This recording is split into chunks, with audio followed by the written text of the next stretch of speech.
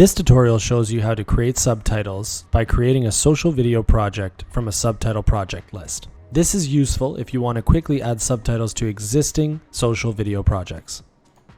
Firstly, you're on the project screen under Subtitles tab. You can tap on the project from which you want to add the subtitles by tapping on the three dots. Then tap on the Add to Existing Social Video project. This will open up a list of social videos that you want to add subtitles to. In this case, I'll select the first one. And this will open up the project and add the subtitles. Focus on the subtitles box, and you can tap on the View button where you can see that all the subtitles are loaded in. Once you have viewed all of the subtitles, and you are satisfied with editing the subtitles, you can tap on the bottom right check mark, which will take you to the export screen. Here you could preview the video and make sure everything is alright. And if you're fine with all of the export details, you can simply hit export.